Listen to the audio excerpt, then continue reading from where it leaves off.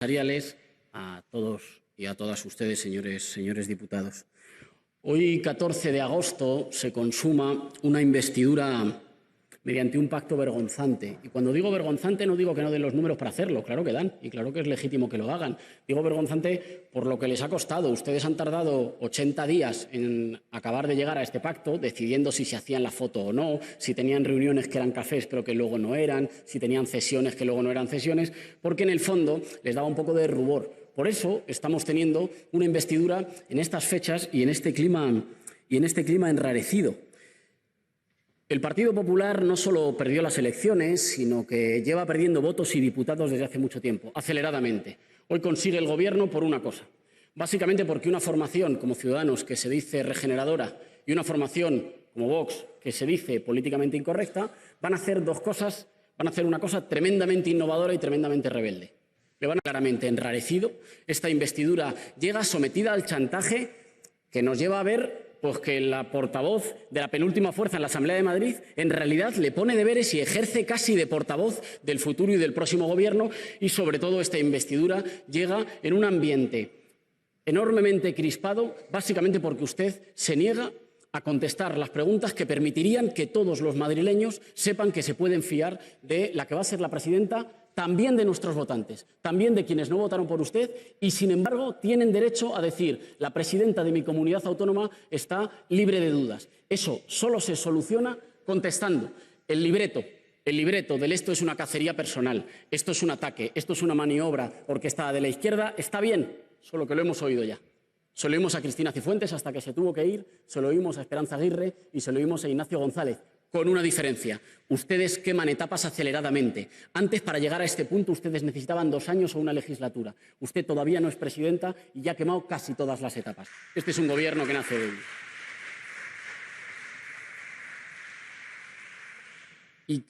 Y créame, y se lo digo de corazón, esto no tiene nada que ver con ninguna cuestión personal y, por supuesto, no tiene que ver con que usted sea mujer. Faltaría más. El día que usted reciba cualquier ataque o cualquier cuestionamiento por el hecho de ser mujer, no le quepa la menor duda que contará con el apoyo de nuestro grupo parlamentario. No tiene que ver con que usted sea mujer, tiene que ver con que usted no nos ha explicado por qué le dan un crédito de 400.000 euros y luego no lo devuelve, sea mujer o sea hombre. Tiene que ver con que usted no nos ha explicado si tiene o no tiene vinculación con la trama pública, tiene que ver con que usted no nos ha explicado si la mayor rebaja fiscal de toda la historia en Madrid la comenzó usted cuando decidió no pagar durante 5 años el IBI al Ayuntamiento de Madrid.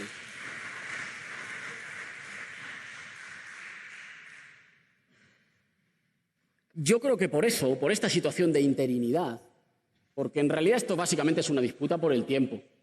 Ustedes pelean para ganar 4 años más, pero no para frenar a la izquierda, ya lo dije aquí, para frenar la acción de la justicia. Ustedes pelean para ganar una prórroga de 4 años más, veremos si son 4. Yo no apostaría nada mío a que son 4. Ustedes pelean para ganar un poquito de tiempo y nosotros peleamos por una cosa, disputamos una cosa muy sencilla.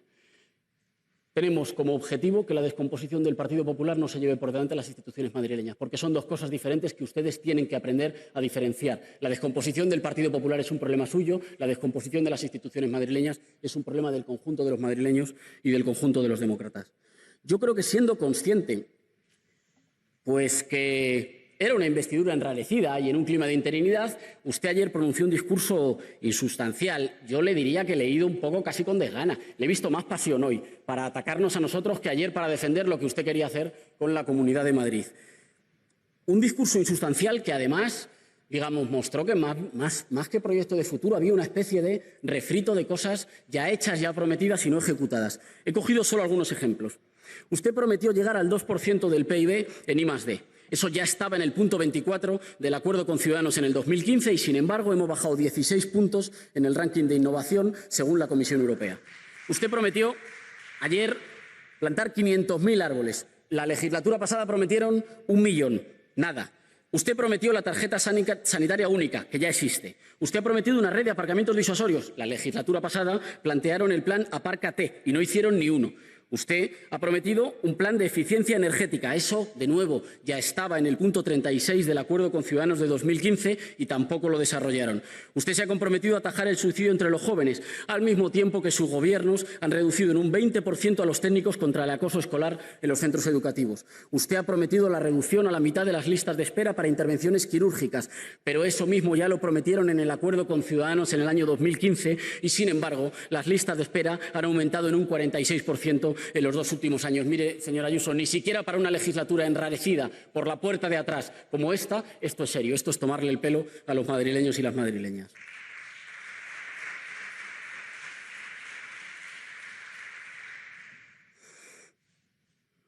Este Gobierno pasará, yo creo que probablemente con más pena que gloria, y, sin embargo, las tareas fundamentales que hay que emprender en la Comunidad de Madrid seguirán pendientes.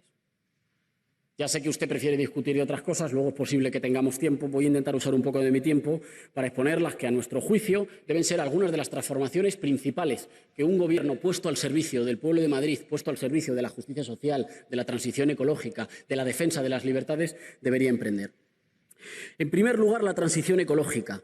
Hoy nadie duda, quizás salvo los señoritos de Vox, por cierto, no nos diga lo de las élites globalistas. Si hay algo que tiene que ver con ser élite globalista, es apuntarse al carro de Trump de negar el cambio climático, es apuntarse al carro de meterle a nuestros niños comida basura en los platos y es, además, no pagar a los trabajadores que hacen obras en la mansión de uno.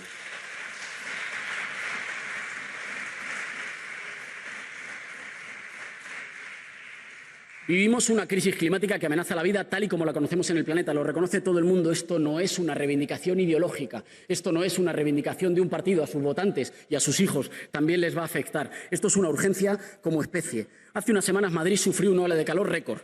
Pero el problema no es que este esté siendo el verano más caluroso de los últimos 15. Es que posiblemente sea el menos caluroso de los próximos 15 que vienen por delante.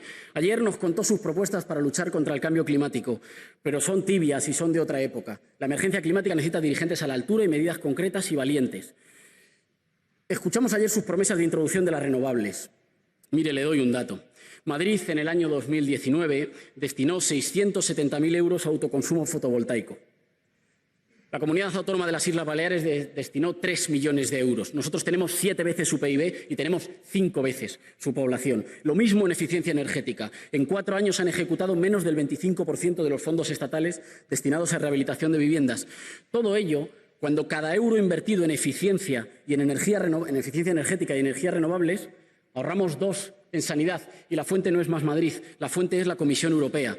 Estamos desperdiciando una gigantesca oportunidad de creación de riqueza y de generación de empleo. Y Madrid podría ser locomotora de España, por su peso económico o por su peso poblacional, en liderar la transición ecológica. Pero para eso hay que dejar de recetarle a los autónomos que están asfixiados libros de autoayuda ni frasecitas de Pablo Coelho. Quien tiene que emprender, en primer lugar, es la Comunidad de Madrid y se tiene que poner a la cabeza de una colaboración público-privada que nos haga ser una comunidad puntera en los sectores que van a producir mayor valor añadido. Es muy posible que cambie el ciclo económico y que vengan tiempos económicos más difíciles. Para entonces nos debería tocar con los deberes hechos, con la recuperación salarial y la recuperación de las rentas de los hogares, con haber diversificado la economía madrileña, con habernos especializado no en el pelotazo ni en el turismo de bajo valor añadido, sino en el turismo de alto valor añadido y en la economía ecológica y en la economía de la I+D+I.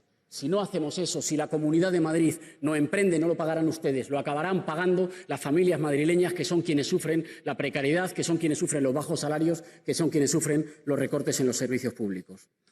No me resisto, hablando de cambio climático, no me resisto a comentar, hombre, que para hablar de cambio climático uno le tiene que tener un poquito más de respeto a los hechos.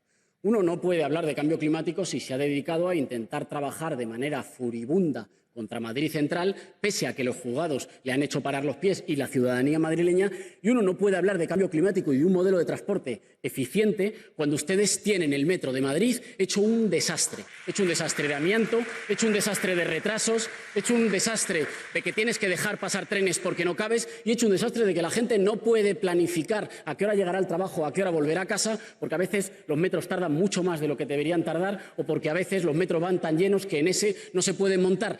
Y el único quid de la cuestión es que para conocer esto hay que usar el transporte público como todos los madrileños.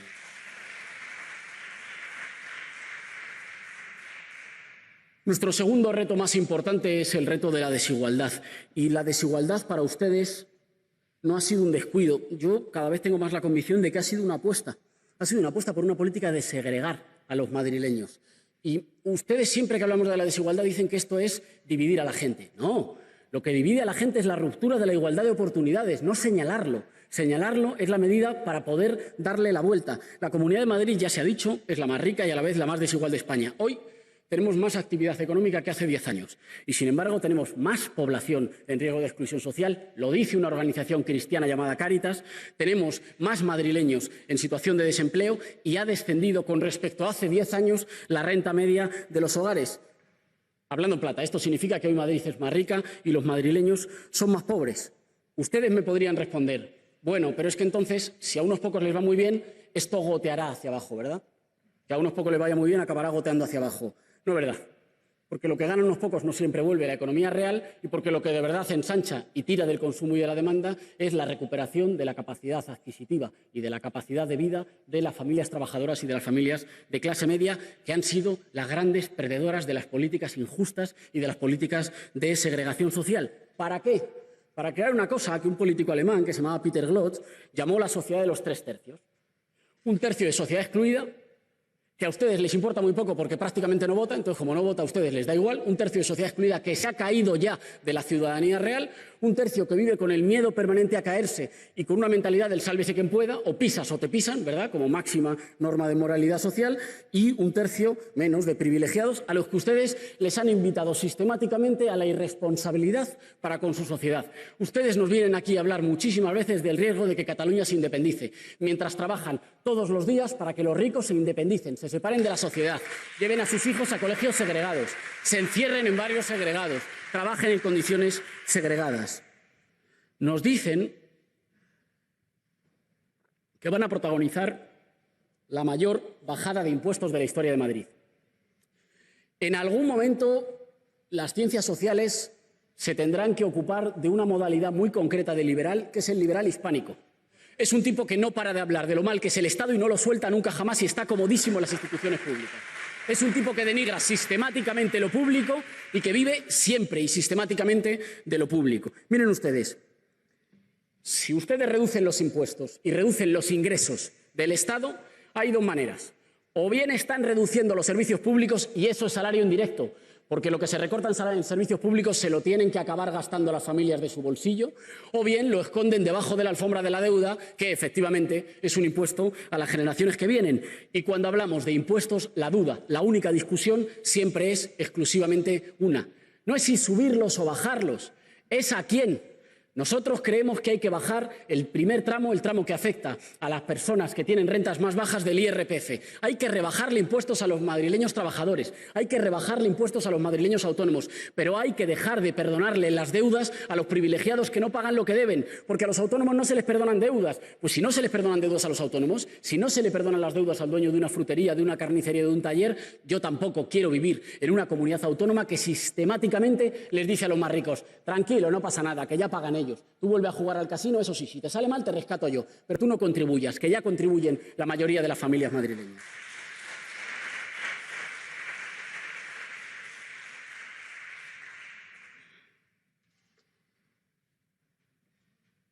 El tercer punto tiene que ver con los servicios públicos, que son los que nos permiten básicamente vivir en sociedad. Vivir en sociedad no es repetirnos muchas veces cosas sobre los valores, o vivir en sociedad es estar seguros de que si te va mal te van a cuidar. Estar orgullosos de un país que cuida de los suyos. Y eso pasa por garantizar servicios públicos que garantizan igualdad de oportunidades, hayas nacido en la familia que hayas nacido. La sanidad pública es el orgullo de los madrileños, nos da paz y confianza en el futuro. Pero hoy hay 3.600 profesionales menos y 3.000 camas menos. Estamos a la cola de España en gasto público por habitante y un 62% de los mayores demandan la dependencia y se quedan o se llegan a morir incluso sin recibirla. Ustedes saben que las privatizaciones son menos eficientes. Porque donde hay servicios públicos buenos, las familias las eligen. Donde hay un colegio bueno, las familias las eligen. Donde hay un hospital público bueno, las familias las eligen. Cuando nos ponemos enfermos de verdad, todos queremos y todos buscamos la pública.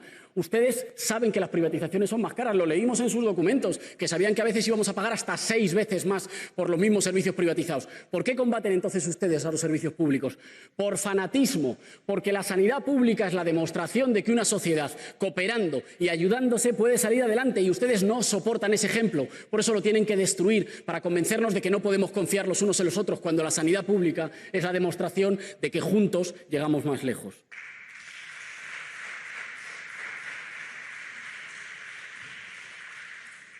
En la educación pública hoy hay 4.000 maestros menos, decenas de colegios sin terminar. Somos la segunda región que más segrega tras Hungría. Y estamos a la cola en gasto público por niño, es decir, a la cabeza en gasto familiar. ¿Esto qué significa eso? Esto significa, en primer lugar, que perdemos igualdad de oportunidades. Una peligrosa, subversiva y populista organización llamada Save the Children ha dicho que los niños que nacen en barrios más humildes tienen hasta 8 veces más posibilidades de repetir curso. Esto significa que se rompe la cohesión social, porque los hijos de los privilegiados se educan solos con los hijos de los privilegiados y los hijos de los humildes se educan con los hijos de los humildes, y así no se construye sociedad. Y esto, sobre todo, dilapida la libertad para elegir. Ustedes, siempre que atacan la enseñanza pública, nos dicen, no, si esto es para garantizar la libertad de las familias. Yo les voy a hacer una pregunta. ¿El hijo de un reponedor puede llevar a sus hijos al colegio británico? ¿Puede? Pues mire, en realidad, como el colegio británico cuesta como unos 1.000 euros al mes, lo sé porque me lo han contado, yo estoy orgulloso de haber sido siempre estudiante de la pública, como el colegio británico cuesta como unos 1.000 euros al mes y el sueldo más frecuente en España son de 1.200 euros al mes, es imposible. Las libertades que están mediadas por el dinero no son libertades, son privilegios. La libertad significa el derecho a poder llevar a tus hijos a una buena escuela pública.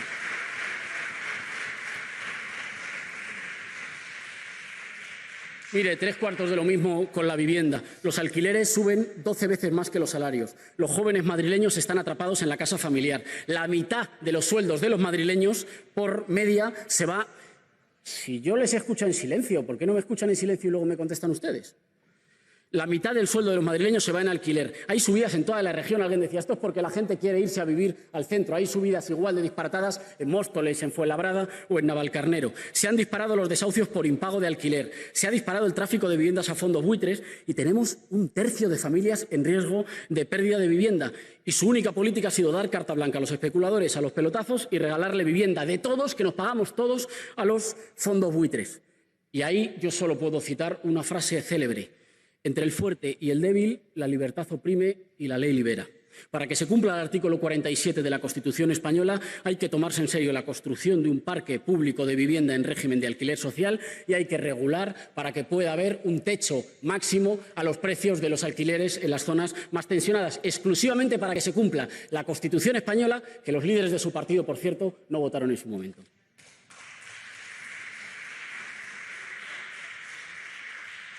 En el terreno de igualdad de hombres y mujeres, mire, en esto es imposible que confiemos en ustedes más allá de las declaraciones y del humo. Los gobiernos del Partido Popular han reducido a la mitad los presupuestos para combatir la violencia machista.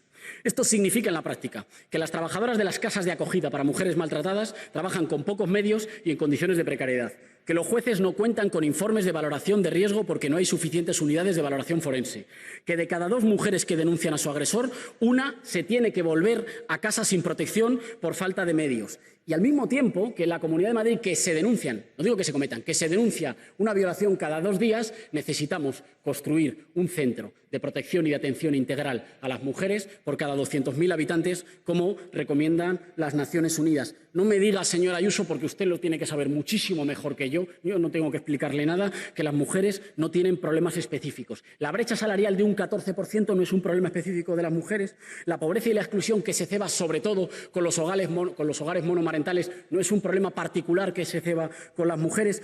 A nosotros nos preguntan, a alguien de nosotros, de los hombres, le han preguntado alguna vez en una entrevista de trabajo si piensa ser padre, porque entonces a lo mejor no se le contrata. Algunos de nosotros hemos vuelto alguna vez a casa con las llaves metidas entre los dedos por miedo a que alguien nos agreda o por miedo a una agresión sexual. Alguno de nosotros, los diputados que estamos aquí, hemos escrito en el grupo de WhatsApp cuando después llegamos a casa, tranquilos chicos que hemos llegado bien. No, eso no pasa. Eso lo sufren las mujeres porque es un tipo de violencia contra las mujeres y no hay que tener miedo a decirlo aunque le moleste a sus socios de Vox. Se llama violencia machista y si usted no lo llama por su nombre es muy difícil que usted pueda combatirlo.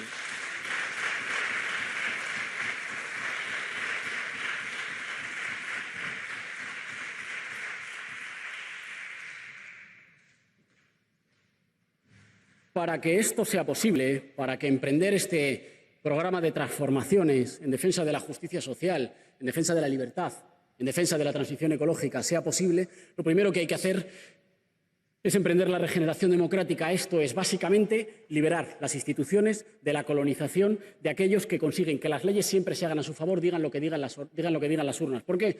Porque se compran instituciones, porque se compran partidos políticos y así consiguen que las políticas públicas sean siempre a su servicio.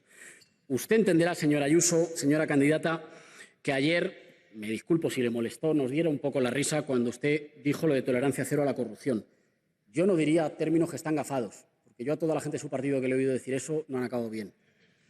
Pero nos daba la risa, pues hombre, porque no presenta un currículum maravilloso su partido. Es que usted nos está hablando desde el partido de Cifuentes, de Ignacio González, de Esperanza Aguirre, de Granados, de Correa, de los casos Máster, Campus de la Justicia, Gürtel, Lezo, Púnica y tantos otros. ¿De verdad con ese currículum usted nos va a decir que la solución a los gravísimos problemas de corrupción en la Comunidad de Madrid es más del Partido Popular que le acabo de leer? Me podría decir, bueno, es que ese es el Partido Popular del pasado. Hoy ha venido un Partido Popular nuevo. Como nos conocemos poco, pues yo estaría dispuesto a decir, bueno, vamos a darle un pase. Como ha cambiado la cara de la persona que lo encarna, ¿no?, o que es portavoz, es posible que este Partido Popular sea un Partido Popular nuevo. Pero es que, señora Ayuso, y le prometo que esto no es una conspiración y no tiene nada que ver con ninguna animadversión hacia usted, ¿puede usted aprovechar la sesión de investidura para decirle a todos los madrileños, también a nuestro medio millón de votantes que quieren saber que tiene una presidencia a la que se pueden fiar, ¿le puede usted aclarar el posible delito de alzamiento de bienes? ¿Le puede usted aclarar el préstamo nunca devuelto de 400.000 euros? A los madrileños normales no les pasa eso. A las familias madrileñas no les pasa eso. ¿Le puede usted aclarar los 5 años sin pagar impuestos? ¿Le puede usted aclarar las presuntas relaciones, según han dicho testigos en sede judicial o imputados en sede judicial, con la trama de la Púnica? Estoy convencido de que a usted le interesaría más que a nadie que ni un solo madrileño tenga sospechas. Ahora, si quiere, cuando salga, me da usted todas las lecciones que quiera sobre filosofía política. Gaste un minutito, usted lo tiene ilimitado.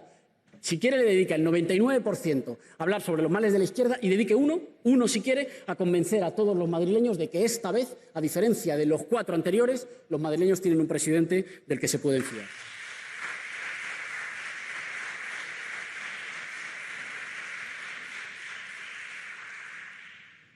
No tiene nada que ver con una cuestión exclusivamente moral, ni es una cuestión de personas. Si nosotros hacemos este énfasis en la corrupción es porque hay que cerrar el circuito, hay que conectarlo. No son dos problemas separados. No hay un problema de corrupción y luego hay un problema de empobrecimiento. Es que la corrupción son los retrasos del metro, es que la corrupción son las ayudas de la dependencia que no llegan, son los investigadores que se tienen que ir porque aquí no hay suficiente inversión en ciencia y tecnología, son las energías renovables que no instalamos. Es que permítame que se lo diga y se lo digo con respeto, espero no molestarla, ustedes nos salen demasiado caros ya.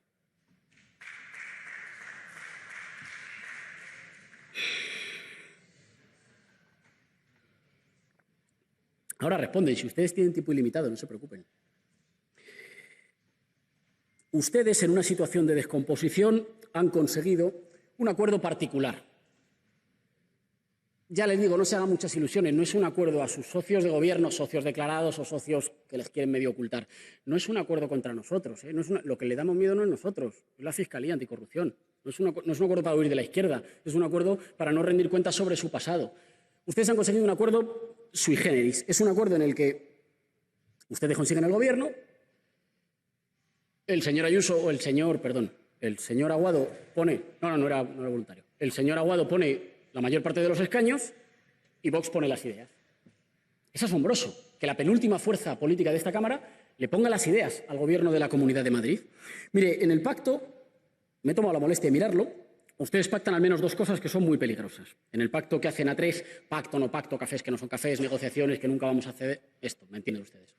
Ustedes, por lo menos, pactan 2 cosas que son muy peligrosas.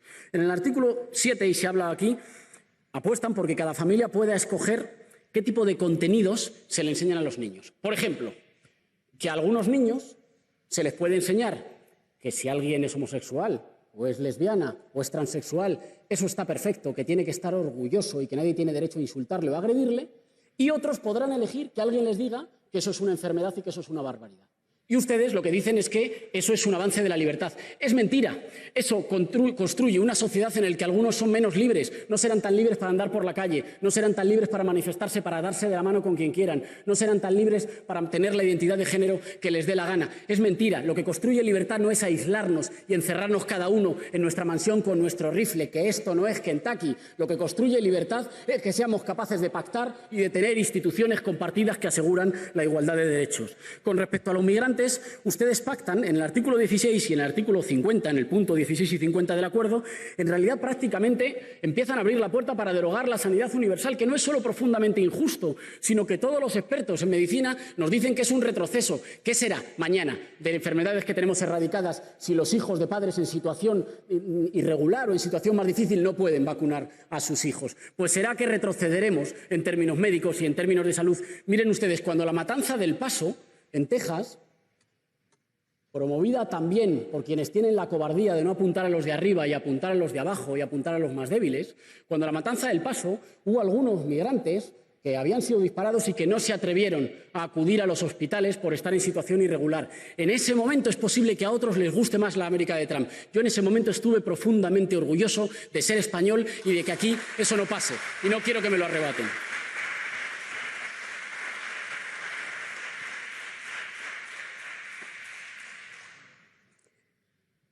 Señor Aguado, usted no se enfade, pero está cometiendo un error que le va a perseguir. Está en su derecho, pero está cometiendo un inmenso error. Solo puede taparlo agitando fantasmas. Y supongo que luego intentará presentarnos a nosotros como el demonio para justificar que está pactando con quien está pactando. En realidad, este inmenso error no es solo darle un balón de oxígeno. Nosotros se lo dijimos ya. Ofrecimos todo lo que estaba en nuestra mano y lo ofrecimos porque era nuestro deber, no quejarnos, intentar hacer que las cosas fueran diferentes. Y usted rechazó, yo no sé si por decisión propia o por órdenes, rechazó no solo las manos tendidas, no solo las advertencias de sus socios europeos, no solo las dimisiones en el seno de su propio partido que alertaban de que este no era el rumbo. Para incurrir en un error se le atribuye siempre a San Agustín la frase errare humanum est. Y conviene no olvidar la segunda parte, sed perseverarem diabolicum. Perseverar en los errores es particularmente pernicioso y ustedes en este caso están perseverando y agravando un error, porque no es solo sostener a la corrupción endémica del Partido Popular, es hacerlo abriéndole la puerta a una fuerza política como Vox, que no es que tenga algún problema yo con ellos porque sean antisistema o políticamente incorrectos, si vienen del mismo lugar, de la señora Esperanza Aguirre, es básicamente porque ceden a la trampa de la culpabilización de los débiles. Vivimos en un momento en el que tenemos una sociedad rota. Rota por la desigualdad de oportunidades, rota por la erosión y la desaparición y los ataques a la clase media, rota porque el Estado-nación cada vez es más impotente frente a los poderes financieros, rota porque la gente vive con incertidumbre, no sabe qué va a ser de ellos, qué será de sus hijos al día siguiente, rota porque se disparan las adicciones. Por cierto, no solo las adicciones con los móviles, también las adicciones a las casas de apuestas, de las que usted no ha dicho nada, a lo mejor porque el señor Catalá ha acabado enchufado en un consejo de administración del lobby de las casas de apuestas. Y en ese momento, en el momento de una sociedad rota por la desconfianza, por la ruptura de los lazos comunitarios, por la desigualdad de oportunidades, por los golpes a la clase media, por la incertidumbre, resulta que hay algunos que nos dicen que el problema fundamental son los más débiles. Hay que tener una profunda miseria moral para tener como agenda política enfrentar a los penúltimos contra los últimos. Es exactamente al contrario. Afirmar la democracia es tener la capacidad de poner en su sitio a los poderes salvajes incontrolados, que no son las instituciones, que son las transnacionales que deciden no pagar impuestos y acaban con el pequeño comercio aquí, que es la publicidad invasiva que hace que por el móvil te puedan bombardear a tu hijo a cualquier hora con cualquier contenido y que nadie se atreve a meterles mano, que son los que se atreven a pagar salarios de miseria gracias a las reformas laborales de la precariedad. Con esos son los que hay que atreverse. Cuando nosotros hablamos de patriotismo no lo hablamos para insultar a nadie, decimos que estamos orgullosos de ser de un país que cuida de los suyos y nosotros no culpabilizamos a los más débiles. Tenemos el coraje de decir que los más fuertes tienen también que cumplir las normas. Esa es la patria de la que estamos orgullosos, esa es la profunda diferencia entre su patriotismo de la miseria moral y nuestro patriotismo de la solidaridad con el otro, haya nacido donde haya nacido, se llame donde se llame y tenga la familia que tenga. Termino, señor.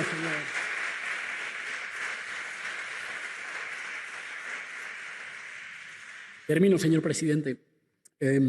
Ha planeado durante todo el debate, y me parece apasionante, una discusión sobre el término libertad, sobre qué significa la libertad. Ustedes creen que el pacto social, las instituciones, el peso del acuerdo amenaza la libertad. Nosotros tenemos un concepto republicano de la libertad. Creemos que la libertad se ejerce en común, que cuanto más pactemos, que cuanto de más instituciones nos dotemos que sepan poner las mismas reglas para todos, tendremos más capacidad de ser libres contra las cosas que realmente amenazan a los ciudadanos, las que realmente le quitan el sueño a los ciudadanos madrileños. Si no vas a poder volver a pagar el alquiler y te van a echar de tu barrio, si tu madre se va a poner enferma o la vas a tener que llevar a una dependencia y no va a haber plazas, si te van a echar del trabajo o no te van a renovar tu contrato basura, si el salario no te va a alcanzar, si se vive con miedo no se puede ser libre. Nosotros claro que defendemos la libertad, pero defender la libertad no es la ley de la jungla, no es sálvese quien pueda, no es la miseria moral de enfrentar a los madrileños unos con otros, es reunirlos y decirles que somos un pueblo con capacidad de enfrentar el futuro, dotándonos de instituciones que nos protejan. Muchísimas gracias por la confianza.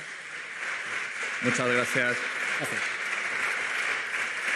Tiene la palabra la señora Díaz Ayuso por el tiempo ilimitado.